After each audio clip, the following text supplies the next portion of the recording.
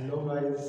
चलिए मैं आपके सामने आज बायोलॉजी का एक टॉपिक लेके आ रहा हूँ और इसी बायोलॉजी के टॉपिक के साथ हम पूरी बायोलॉजी की सीरीज़ कवर करेंगे, केमिस्ट्री की सीरीज़ खत्म करेंगे और फिजिक्स की सीरीज़ खत्म करेंगे। ठीक है, रेलवे के बच्चों को स्पेशली ध्यान में रख के ये क्लासेस हमने स्टार्ट की है। ठीक है, और A to Z आपको हर एक टॉपिक समझाया जाएगा इसमें, जिसमें भी आपका इंटरेस्ट नहीं भी होगा तो इंटरेस्ट बनाया भी जाएगा दोस्तों। चलिए स्टार्ट करते हैं बिना किसी बकवास के। देखिए बायोलॉजी आपका है, तो बायोलॉजी वर्ड अभी तक तो आप बचपन से जितने भी आपने बायोलॉजी पढ़ी होगी तो आप समझेंगे होंगे कि बायोलॉजी का टॉपिक क्या है, बायोलॉजी में क्या चीज़ की स्टडी हम लोग करते हैं। तो बायोलॉजी में हम स्टडी करते हैं लिविंग बींग्स की, जितने भी लिविंग सेल से रिलेटेड चीज़ें हैं, कितने भी ऑर्गेनिजम्स हैं, जितने भी प्लांट हैं, ठीक है, वो सब की हम स्टडी करते हैं दोस्तों। ठीक है, तो बायोलॉजी के कितने पार्ट्स होते हैं? दो पार्ट्स में, जूलॉजी और बोटैनी, दो पार्ट्स में बायोलॉजी आपकी कवर होगी। ठीक है, हम ज़्यादा डिटेल में नहीं जाएंगे दोस्तों, एग्जाम बेस्ड जितना भी आता है हम उसी की पढ़ाई करेंगे। देखिए यहाँ पे आपका स्टैटिक के बेस पे कुछ क्वेश्चन पूछा जाता है, जैसे बायोलॉजी के फादर कौन कहलाते हैं, तो दैट इज एरिस्टोटल। एरिस्टोटल जी जो है, ठीक है, हिंदी वाले अरस्तु के नाम से याद रखें, अरस्तु, अरस्तु के नाम से ही जाने जाते हैं। ठीक है, तो फादर ऑफ बायोलॉजी कौन हुए? एरिस्टोटल यानी अरस्तु। फिर उसके बाद में बायोलॉजी जो दो पार्ट्स में कन्वर्ट हो गई थी, इसका मैं थोड़ा सा एक्सप्लेन करता हूँ कि बोटैनी में क्या आता है और जूलॉजी किसको कहा जाता है। जैसे जब आप देखिए जू की साउंड आ रही है, जू वर्ड की साउंड आ रही है, जू, तो जू में कौन होते हैं? एनिमल्स। ठीक है, तो एनिमल्स की स्टडी जो भी आपकी बायोलॉजी में कहलाएगी, क्या कहलाएगी? एनिमल्स की स्टडी जूलॉजी। और इसके फादर कौन है? इसके फादर भी एरिस्टोटल ही। ठीक है, फिर आपका बोटैनी, तो जितना भी आपका प्लांट से रिलेटेड जो आपकी स्टडी बायोलॉजी में आप लोग करते हैं दैट इज बोटैनी। ठीक है, और इसके फादर कौन है? थियोफ्रास्टस। थियोफ्रास्टस, ये भी आपका स्टैटिक बेस्ड क्वेश्चन है और ये क्वेश्चन डायरेक्ट एग्जाम में पूछे जाते हैं लोगों को। ठीक है, तो father of biology Aristotle, father of botany Theophrastus और फादर ऑफ जूलॉजी एरिस्टोटल। ठीक है, चलिए आगे देखते हैं दोस्तों।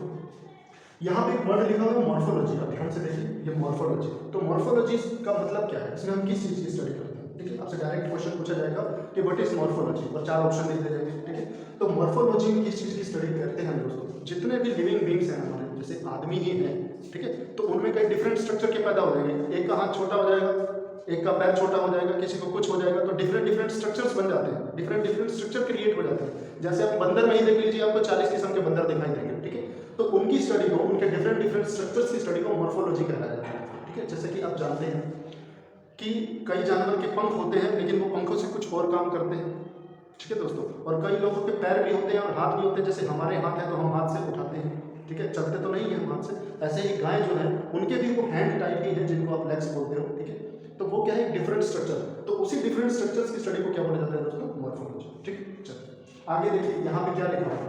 यहाँ पे लिखा हुआ बायोलॉजी। तो बायोलॉजी वर्ड, ये क्वेश्चन डायरेक्ट आपसे पूछे जाएंगे जो उन्होंने लिखा हुआ है। ठीक है, तो बायोलॉजी वर्ड को किसने नाम दिया, किसने बोला था कि वर्ड बायोलॉजी कहलाना चाहिए? अच्छा, बायोलॉजी कहलाने से पहले हम ये समझते हैं कि जब बायोलॉजी यहाँ पे कहलाया 1801 में, तो उससे पहले बायोलॉजी को क्या बोला जाता था? तो उससे पहले दोस्तों बायोलॉजी को बोला जाता था नेचुरल साइंस, नेचुरल साइंस। ठीक है दोस्तों, उससे पहले बायोलॉजी को क्या बोला जाता था? Natural science. ठीक है, और बायोलॉजी वर्ड किसने दिया था? तो लेमार्क एंड ड्राविन्स ने। ठीक है, लेमार्क एंड ड्राविन्स ने 1801 में बायोलॉजी वर्ड को नाम दिया था। ठीक है, उसके बाद ये अस्तित्व में आए हैं कि बायोलॉजी के फादर किसको कहा जाएगा, बोटैनी का फादर किसको कहा जाएगा और जूलॉजी का फादर किसको कहा जाएगा। ठीक है, अच्छा, तो ये जो एरिस्टोटल थे ये क्यों कह रहा है बायोलॉजी के फादर? क्योंकि अरस्तु ने अपने टाइम में एक किताब लिखी थी। ठीक है, इसका नाम था हिस्टोरिया एनिमलिया। ठीक है, हिस्टोरिया एनिमलिया। ठीक है, इसीलिए इनको फादर ऑफ बायोलॉजी कहलाते हैं। ये फादर ऑफ बायोलॉजी कहलाते हैं। क्यों? क्योंकि फादर ऑफ बायोलॉजी इसलिए कह रहे हैं क्योंकि इन्होंने बायोलॉजी के ऊपर पहली किताब लिखी। ठीक है दोस्तों, तो बायोलॉजी के ऊपर पहली किताब लिखने वाले कौन थे? हमारे अरस्तु। ठीक, उसके बाद इनको ही देख के, इनसे प्रेरित होकर थियोफ्रास्टस ने भी एक किताब लिखी जिसमें इन्होंने दोनों ने ही ये जो थियोफ्रास्टस है इन्होंने भी अपने किताब में 500 अलग अलग प्लांट्स की चर्चा की है और इन्होंने अपनी किताब में 500 अलग अलग एनिमल्स की चर्चा की है दोस्तों। ठीक है, 500 अलग अलग इन्होंने प्लांट्स की चर्चा की है, इसलिए इन्होंने अपनी किताब का नाम दिया हिस्टोरिया प्लैंटरम, और यहाँ नाम से ही आपको पता लग रहा है हिस्टोरिया एनिमलिया। ठीक है, तो फादर ऑफ बायोलॉजी क्यों कहा जाता है? क्योंकि इन्होंने बायोलॉजी के ऊपर सबसे पहले किताब लिखी दोस्तों। ठीक है, जिसमें इन्होंने 500 एनिमल्स का जिक्र किया और इस किताब का नाम आपसे डायरेक्ट पेपर में पूछा जाएगा। ठीक है, और फादर ऑफ बोटैनी जो है उन्होंने हिस्टोरिया प्लैंटरम, जिसमें उन्होंने 500 प्लांट्स की चर्चा की दोस्तों। ठीक है, चलिए यहाँ तक आपको सब एक्सप्लेन कर दिया मैंने कि बायोलॉजी क्या होता है। दो पार्ट्स में, जूलॉजी और बोटैनी में कन्वर्टेड है। ठीक है, मॉर्फोलॉजी में हम study of structures of living beings पढ़ते हैं। बायोलॉजी का वर्ड किसने दिया? तो लेमार्क और डार्विन ने 1801 में दिया। उसके बाद फादर ऑफ बायोलॉजी एरिस्टोटल यानी अरस्तु, फादर ऑफ बोटैनी थियोक्रेटस, जूलॉजी के फादर एरिस्टोटल, और इन दोनों ने ही अपनी अपनी किताब का नाम हिस्टोरिया प्लैंटरम और हिस्टोरिया एनिमलियम रखा, जिसमें इन्होंने 500 एनिमल्स और इन्होंने 500 प्लांट्स की चर्चा की दोस्तों। ठीक है, चलिए आगे देखते हैं। आगे जब हमने देखा कि प्लांट्स और एनिमल्स अलग अलग डिवाइड हो रहे हैं, तो किसी साइंटिस्ट को ये ध्यान आया कि क्यों ना हम इनको कैटेगरी में बांट दें। ठीक है, क्योंकि दोनों तो लिविंग बींग्स ही हैं दोस्तों, तो क्यों ना हम इनको कैटेगरी में बांट दें। तो कैटेगरी में बांटने के सीरीज में पहला किसको ध्यान आया? तो पहले साइंटिस्ट थे आपके जॉन रे को पहली बार ध्यान आया कि हमें लिविंग क्रिएचर्स को क्लासीफाई करना चाहिए, इनको डिफरेंट पार्ट्स में बांट देना चाहिए। जैसे जो चलते हैं, जो चल सकते हैं, फिर सकते हैं, अपना खाना खुद नहीं बना सकते, तो उनको क्या बोल देंगे? एनिमल बोल देंगे, और जो खुद अपना खाना बना सकते हैं उनको प्लांट बोल देंगे। ठीक है, तो चलिए, तो उस सीरीज में पहला ध्यान किसको आया? जॉन रे को। लेकिन ज्यादा दिन तक ये चल नहीं पाए, बूढ़े थे, मर गए। उसके बाद किसकी बारी आई? तो कार्लस लिनियस। ठीक है, एक अच्छी थ्योरी लेके आए जिसमें इन्होंने समझाया, अच्छे से समझाया, और 3 किताबों में ये समझाया हमको कि बायोलॉजी किस तरह से पढ़ी जानी चाहिए। ठीक है, तो पहली किताब का नाम क्या है इनका? जेनेरा प्लैंटरम। डायरेक्ट आपसे पेपर में पूछा जाएगा कि कार्लस लिनियस ने जो किताब लिखी थी उसका नाम क्या था? जेनेरा प्लैंटरम। ठीक है, नेक्स्ट किताब क्या है? System and nature. और तीसरी किताब का नाम क्या है दोस्तों? फिलोसफिका बोटैनिका। ठीक है, फिलोसफिका बोटैनिका। ठीक है, तो ये 3 किताबें हैं दोस्तों जो कार्लस लिनियस ने लिखी थी। ये तीनों किताबें आपको रटनी है, जेनेरा प्लैंटरम, सिस्टम एंड नेचर और फिलोसफिका बोटैनिका। ठीक है दोस्तों, अब ये जो क्लासिफिकेशन है इसको साइंटिस्ट ने टैक्सोनॉमी का नाम दिया। ठीक, तो जो पहली असली स्टडी की थी वो किसने की थी? Carolus Linnaeus. इसीलिए इनको फादर ऑफ टैक्सोनॉमी भी बोला जाता है। ठीक है, फादर ऑफ टैक्सोनॉमी। 18वीं सदी में इन्होंने 18वीं सदी में क्लासिफाई करना शुरू कर दिया, जानवर को क्लासिफाई करना शुरू कर दिया। तो देखिए मैं आपको समझाता हूँ, अगर आप इसको नोट कर चुके होंगे तो मैं आपको यहाँ पे समझाता हूँ। देखिए, जैसे कि आप अपना नाम लिखते हैं, तो मैं अपना ही नाम लिखता हूँ। सपोज देखिए,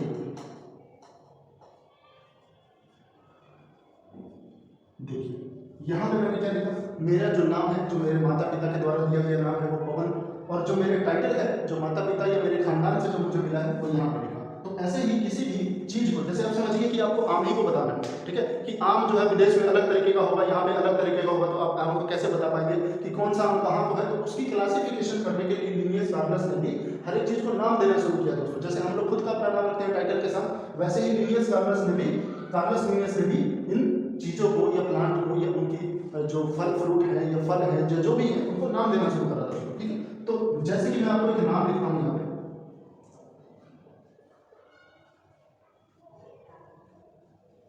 अब आप सोचिएगा कि क्या लिख दिया मैंने यहाँ पे। तो ये कुछ नहीं है दोस्तों, इसको बोलते हैं आम। इंडिया में जो आम मिलता है उसको क्या नाम से जाना जाता है? Mangifera indica. ठीक है, अब आप इसको लंगड़ा आम कहिएगा या कुछ भी कहिएगा, तो इंडिया में जितने भी आम मिलते हैं उनका जो साइंटिफिक नेम है दोस्तों वो क्या कहलाएगा? Mangifera indica. यही लिनियस कार्लस ने या कार्लस लिनियस ने, अब आपको जिसको नाम से भी 2 तरीके से इनका नाम पुकारा जाता है, कोई बोल देता है लिनियस कार्लस, कोई बोल देता है कार्लस लिनियस, और कोई बोल देता है कार्ल लिनियस। ठीक है, तो आप किसी भी नाम से इनको जान सकते हैं। ठीक है, तो इन्होंने क्या क्लासिफाई किया? इन्होंने क्लासिफाई किया हर एक चीज को, इन्होंने टाइटल देना शुरू किया। नाम तो दिया ही दिया, साथ में उसका टाइटल भी देना शुरू किया दोस्तों। तो आम को इन्होंने, इंडिया के आम को क्या टाइटल दिया? या इन्होंने नहीं दिया होगा तो बाद में दिया होगा, लेकिन ये क्या था? इन्होंने ये पद्धति शुरू की नाम देने की। ठीक है, तो मैग्नीफेरा इंडिका ये आपके नाम की कैटेगरी है दोस्तों कि आम को किस तरह से नाम दिया जाएगा। तो इंडिया में पाए जाने वाले आम को इस तरह से नाम दिया जाएगा। ठीक, अब इनको फादर ऑफ टैक्सोनॉमी भी बोला जाता है। तो टैक्सोनॉमी का मतलब क्या होता है? वर्गीकरण। तो वर्गीकरण के ये जनक थे। ठीक है दोस्तों, वर्गीकरण यानी इन्होंने वर्गीकरण कर दिया। किसका? तो बोलने के लिए तो हमने बोल दिया कि इन्होंने वर्गीकरण कर दिया, लेकिन इन्होंने बहुत वर्गीकरण में काम नहीं किया। इन्होंने अपनी किताब लिखी और सिर्फ इतना ही वर्गीकरण किया कि प्लांट किंगडम और एनिमल किंगडम को बताया दोस्तों। ठीक है, प्लांट किंगडम और एनिमल किंगडम को बताया। ठीक है, तो अपनी किताब में जो मैंने बताया था यहाँ पे सिस्टम ऑफ नेचर करके किताब थी। ठीक है, तो उस किताब में इन्होंने क्या किया? प्लांट किंगडम और एनिमल किंगडम को बताया दोस्तों। ठीक है, आगे देखते हैं, चलिए नेक्स्ट स्लाइड पे चलते हैं।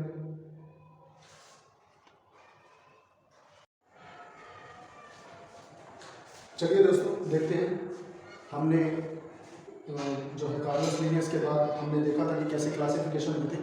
ठीक है, और क्लासिफिकेशन के बाद हमने अब देखिए क्लासिफिकेशन तो की थी, लेकिन लिनियस कार्लस ने जो क्लासिफिकेशन की थी वो बाई किंगडम थ्योरी दी थी उन्होंने, ठीक है। तो बाई किंगडम थ्योरी में आपने देखा था कि उन्होंने प्लांट में और एनिमल में दो पार्ट्स में इनको डिवाइड कर दिया था, लेकिन और भी तो बहुत सारे पार्ट्स हैं, जैसे बैक्टीरिया है, फंगी है, ठीक है। तो इसको कैसे डिवाइड किया जाए, तो इसकी आगे जब स्टडी बढ़ी, जब साइंस में जब आपकी स्टडी आगे बढ़ी, तब एक साइंटिस्ट आए 1969 में, ठीक है। कई किताबों में ये 1959 में लिखा है दोस्तों, आप 1959 ही याद करके चलिएगा, ठीक है, क्योंकि एनसीईआरटी की 9th क्लास की एनसीईआरटी जो है उसमें 7th चैप्टर जो है डायवर्सिटी वाला, उसमें आपका 1959 दिया हुआ है, ठीक है। तो मोस्टली जितने भी एग्जाम्स रहते हैं दोस्तों, ठीक है, वो आपका एनसीईआरटी बेस्ड ही स्टडी करते हैं, ठीक है। तो आपका 1959 आप याद रखिएगा, लेकिन कई की किताब में 1969 में मिल जाएगा, ठीक है। चलिए दोनों में से एक ही ऑप्शन मिलेगा आपको, इसके बारे में चर्चा बाद में करेंगे। तो देखिए लिनियस कार्लस ने, ये कार्लस लिनियस ने बाई किंगडम थ्योरी दी थी, जिसको 1959 में रिप्लेस कर दिया था। किसने रिप्लेस कर दिया दोस्तों? आर.एच. विटेकर ने इसको रिप्लेस कर दिया था, ठीक है। तो इन्होंने बाद में क्या थ्योरी दी थी? पेंटा किंगडम थ्योरी। पेंटा किंगडम थ्योरी का क्या मतलब है कि इन्होंने 5 अलग अलग किंगडम बताए दोस्तों, 5 अलग अलग किंगडम बताए, और फिर इन्होंने इस किंगडम को, इन सारे किंगडम्स को आगे ब्रॉडली क्लासीफाई किया, ठीक है। तो जो मेन असली में काम किया है क्लासिफिकेशन में यानी टैक्सोनॉमी में, वो काम किया है आर.एच. विटेकर ने। लेकिन आप लिनियस कार्लस को फादर ऑफ टैक्सोनॉमी बोलते हैं, क्यों?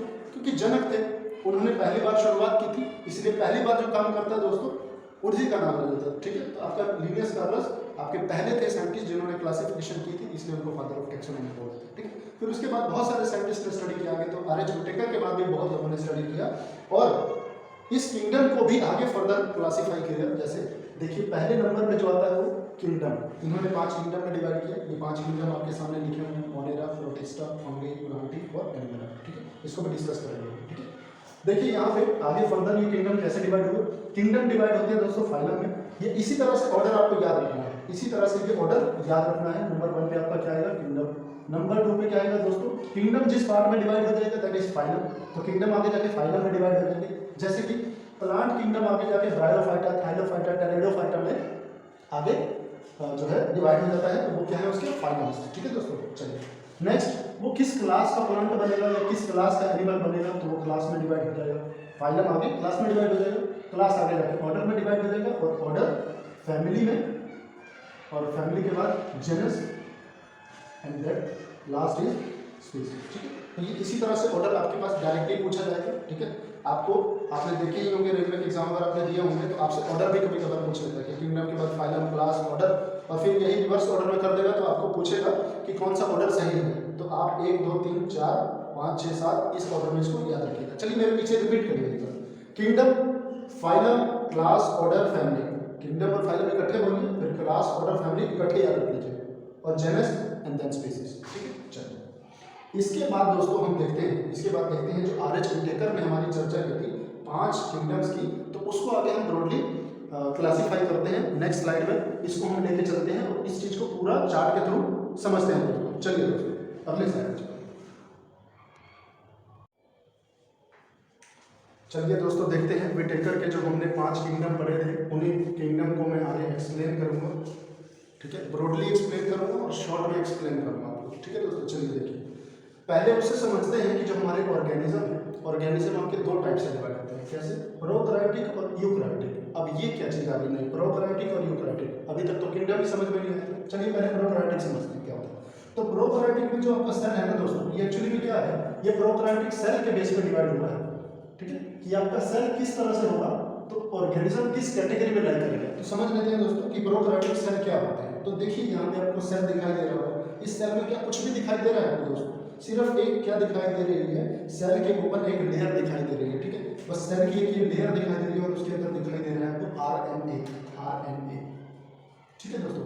या तो आरएनए प्रेजेंट होगा या फिर डीएनए प्रेजेंट होगा, और दोस्तों ना ही यहाँ पे न्यूक्लियस है या ना ही यहाँ पे कोई स्पेशल आपका सेल ऑर्गेनेली है, जैसे एंडोप्लाज्मिक रेटिकुलम होता है आपका सेल के अंदर, लाइसोसोम्स होता है, गोल्गी बॉडीज होती है, तो ये सब यहाँ पे दोस्तों मिसिंग है। तो जो ऐसे सेल होंगे जिसके अंदर सभी सेल ऑर्गेनेलिज मिसिंग होंगे, ठीक है, तो उस चीज को हम क्या बोलेंगे? Prokaryotic cell. और अगर आपका सेल वेल डेवलप हो जाएगा, डेवलप हो गया यानी आप देखिए सेल इतना डेवलप हो चुका है कि उसके अंदर माइटोकॉन्ड्रिया भी है, उसके अंदर न्यूक्लियस भी है दोस्तों, दिस इज न्यूक्लियस। न्यूक्लियस के ऊपर आप एंडोप्लाज्मिक रेटिकुलम भी देख रहे हैं, गोल्गी बॉडीज भी देख रहे हैं, लाइसोसोम्स भी देख रहे हैं, और इसके अंदर आरएनए डीएनए भी प्रेजेंट है दोस्तों। आरएनए या डीएनए दोनों ही प्रेजेंट है, ठीक है। तो ऐसे सेल को हम क्या बोलेंगे, यूकैरियोटिक सेल, ठीक है। चलिए इतना आप लोग समझ गए। अब आते हैं हम प्रोकैरियोटिक और यूकैरियोटिक, आप समझ गए। तो प्रोकैरियोटिक और यूकैरियोटिक सेल के बेस पे आगे हम समझते हैं। तो चलिए देखिए, तो ऐसे ऑर्गेनिजम्स जो आपके प्रोकैरियोटिक यानी जिनका सेल डेवलप नहीं हुआ होगा, ऐसे सेल यूनिसेलुलर कैटेगरी में लाई करेंगे।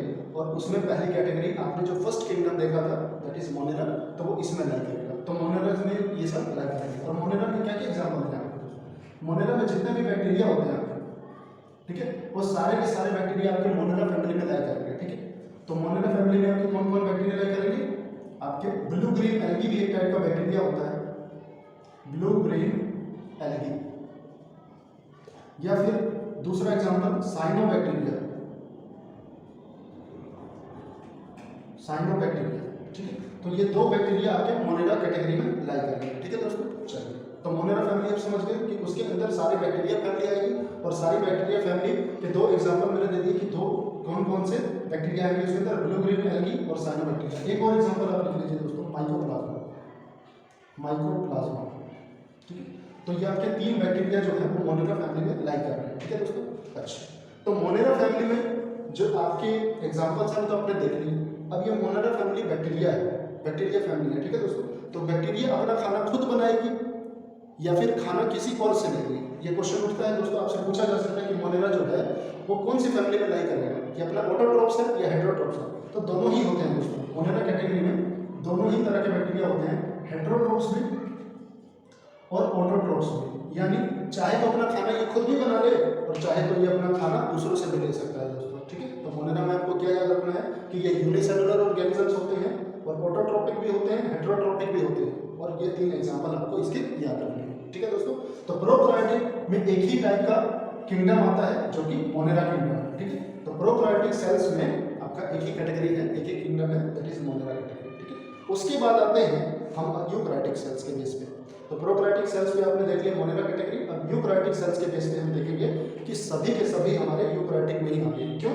क्योंकि अब बैक्टीरिया से डेवलप होकर नई नई चीजें बनने लगी दोस्तों। तो बैक्टीरिया जब अपने आप को उसने डेवलप किया, जब अपने सेल को डेवलप किया, तो बहुत सारी और चीजें दुनिया में अस्तित्व में आने लगी। चलिए दोस्तों देखते हैं क्या। तो यूकैरियोटिक सेल ये भी फर्दर डिवाइड हुआ।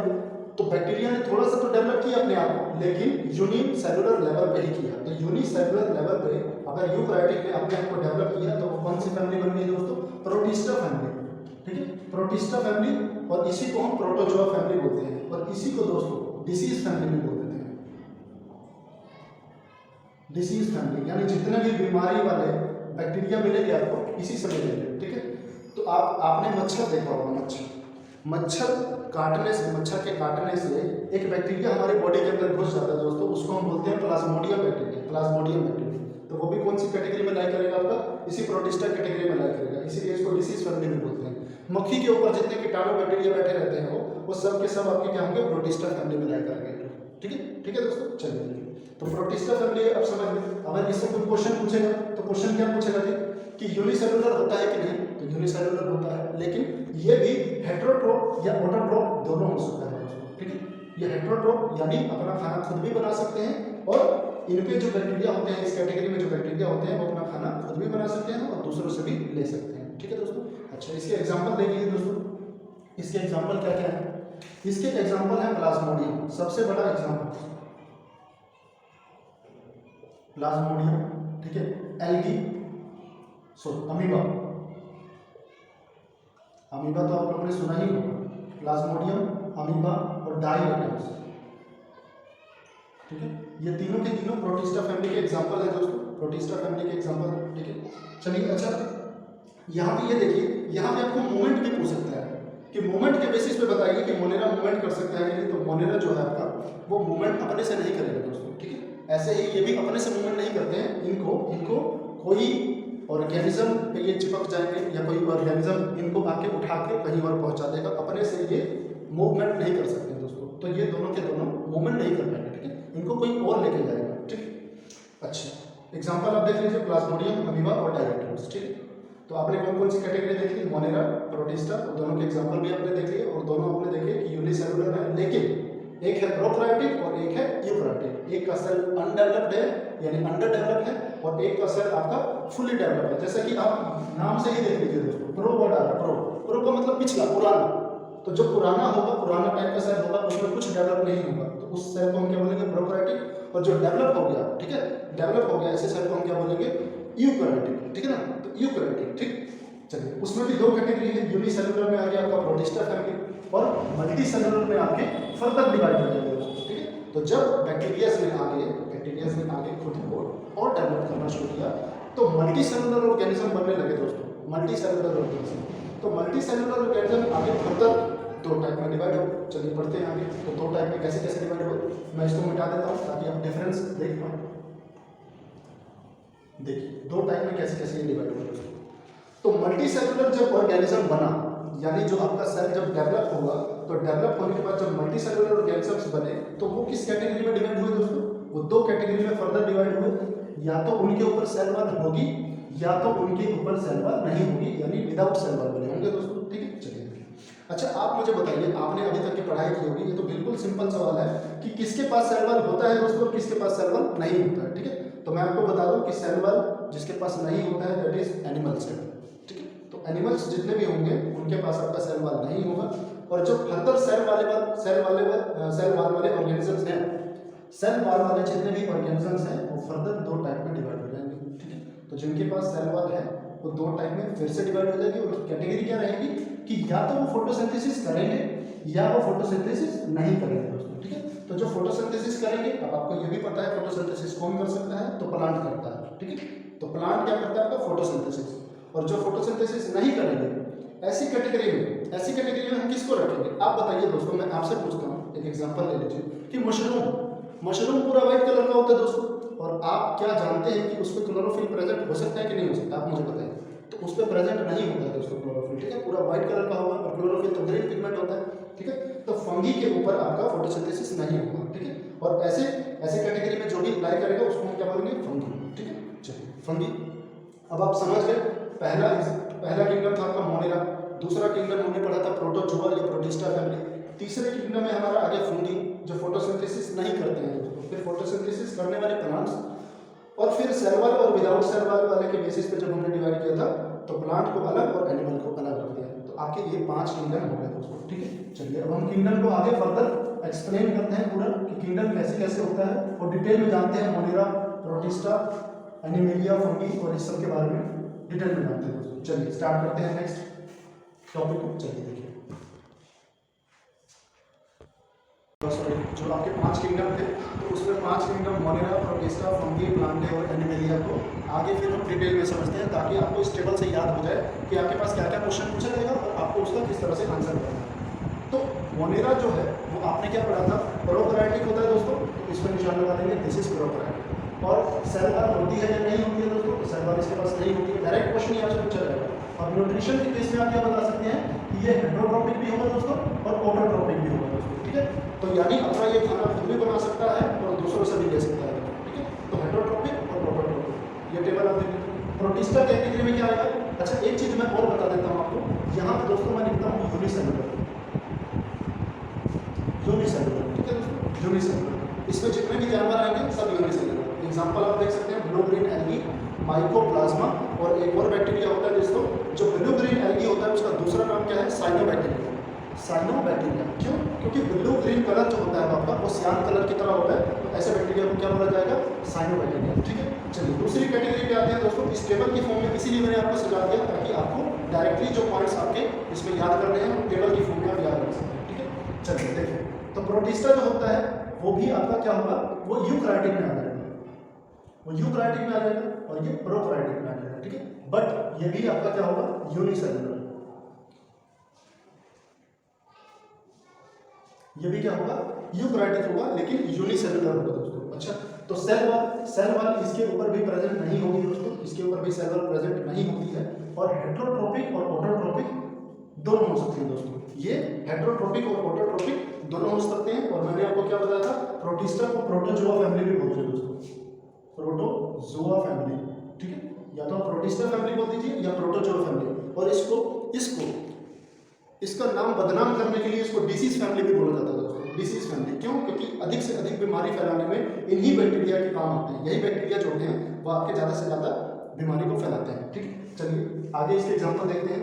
अमीबा इसके एग्जाम्पल में है, प्लाज्मोडियम इसके एग्जाम्पल में है, और इसके एग्जाम्पल में है दोस्तों डायएटम। सबसे ज़्यादा जो काम खराब करता है इसमें बैक्टीरिया, दैट इज प्लाज्मोडियम। बना ये दोस्तों मोनेरा सही है, लेकिन ये थोड़ा सा डेवलप हो गया, इसलिए यूकैरियोटिक में आ रहा है। और यूकैरियोटिक आपने क्या देखा था कि जिसके सेल डेवलप हो गए वो यूकैरियोटिक में आएगा। और डेवलप सेल के पास क्या क्या होता है दोस्तों? उसके पास सभी प्रकार की सेल ऑर्गेनेलिज होंगी, जैसे लाइसोसोम्स, माइटोकॉन्ड्रिया, न्यूक्लियस भी होगा उसके पास, डीएनए, आरएनए, सब चीज़ प्रेजेंट होगी दोस्तों उसके पास। ठीक है, तो वो हेटेरोट्रोपिक भी हो सकता है, ऑटोट्रोपिक भी हो सकता है। ठीक है, चलिए इसमें एक और एग्जांपल आता है दोस्तों। इसमें एग्जांपल जो आता है स्प्लिया एग्जांपल, मैं फिर किसी लेक्चर में आपको स्प्लिया के बारे में बताऊंगा। ठीक है, लेकिन इसके बाद जो है मैं आपको फंगी पे ले चलता हूँ। तो फंगी भी आपका क्या होता है? यूकैरियोटिक। ठीक है, यूकैरियोटिक, लेकिन ये क्या हो जाएगा? Multi cellular. ये क्या हो जाएगा? मल्टी सेलुलर हो जाएगा। ठीक, सेल वाल तो प्रेजेंट होगी। कोई पूछ लेगा आपसे कि इसमें से बताइए, इस 5 में से बताइए कि किसके ऊपर सेल वाल प्रेजेंट होती है, तो आप क्या निशान लगा देंगे? फंगी। अच्छा, तो फंगी क्या करता है? क्या फंगी हेटेरोट्रोपिक होता है? क्या फंगी अपना खाना खुद बना सकता है? क्या उसके पास क्लोरोफिल प्रेजेंट है दोस्तों? उसके पास क्लोरोफिल प्रेजेंट नहीं है, इसलिए वो क्या कहलाएगा? ऑटोट्रोपिक। ठीक है, ऑटोट्रोपिक। और इसके एग्जांपल क्या है? यीस्ट, मोल्ड या फिर मशरूम। ठीक है, चलिए उसके बाद देखते हैं प्लांट कैटेगरी। तो प्लांट कैटेगरी भी आपकी यूकैरियोटिक है, मल्टी सेलुलर है। ठीक है, और सेल वाल भी प्रेजेंट है, लेकिन ये हेटेरोट्रोपिक है दोस्तों। ये क्या है? हेटेरोट्रोपिक। और इसकी कैटेगरी में क्या आता है दोस्तों? एल्गी। अभी तक एल्गी का जो कंफ्यूजन है बहुत ज़्यादा है, क्योंकि एल्गी किस कैटेगरी में आता है, क्या एल्गी ही फंगी है? तो आप देख पाइए यहाँ से कितना डिफरेंस है कि आपके प्लांट कैटेगरी में एल्गी लाई कर रहा है, यानी एल्गी एक प्रकार का प्लांट है, और फंगी क्या है दोस्तों? ये एक प्रकार का ऑर्गेनिज्म है। ठीक है, एक प्रकार का क्या है? ऑर्गेनिज्म, लेकिन एल्गी जो है वो प्लांट की कैटेगरी में आता है। अब आप सोचिएगा, किसी किसी के दिमाग में ऐसा आ जाता है कि जो ब्रेड पे लगा होता है वो काई होती है या फंगी होती है, ये क्या होती है दोस्तों? तो आपकी एल्गी को बोला जाता है काई। ठीक है, और फंगी जो होती है वो आपकी ब्रेड पे लगती है, और जो फंगी लगती है दोस्तों उसका नाम होता है यीस्ट फंगी लगती है जो आपकी ब्रेड पे लगती है। ठीक है, ओके दोस्तों, चलिए। अच्छा, इसको यीस्ट को भी आगे बहुत सारी कैटेगरी होती है, तो उसमें जो ब्रेड के ऊपर लगती है उसका स्पेशली जो नेम है, उसका जो स्पेशली नेम है दोस्तों, दैट इज स्पाइरोगैरा। चलिए आगे देखिए, आगे आता है आपका एनिमला कैटेगरी। एनिमला कैटेगरी के भी जो सेल्स है वो डेवलप होंगे, तो यूकैरियोटिक ये भी होगा, और मल्टी सेलुलर भी होगा दोस्तों। ठीक है, मल्टी सेलुलर। और सेल वाल लेकिन यहाँ पे एब्सेंट रहेगी। सेल वाल क्या रहेगी? एब्सेंट। और जैसा कि आप जानते हैं कि आदमी अपना खाना खुद नहीं बना सकते या जानवर अपना खाना खुद नहीं बना सकते, तो ये भी ऑटोट्रोपिक कहलाएंगे दोस्तों, ऑटोट्रोपिक। और इसके एग्जाम्पल में सभी प्रकार के जो एनिमल हैं वो लाई करेंगे। ठीक है, तो थैंक्स दोस्तों इस वीडियो को देखने के लिए, और बाकी के इसके फर्दर टॉपिक्स जो हैं उसको अच्छे से समझने के लिए मैं आपको नेक्स्ट वीडियो में पूरा का पूरा इससे भी आगे जो कैटेगरीज हैं, जैसे कि मोनेरा कैटेगरी में क्या क्या चीज़ें आएंगी, प्रोटिस्टा में क्या क्या आएंगी, फंगी में क्या क्या आएंगी, यहाँ तक तो मैं बता ही चुका हूँ। थोड़ी सी इसकी डिटेलिंग करके फिर हम प्लांट और एनिमल कैटेगरी को अगले लेक्चर में समझेंगे दोस्तों। चलिए तब तक के लिए बाय बाय। ठीक है, मिलेंगे अगले लेक्चर में। धन्यवाद।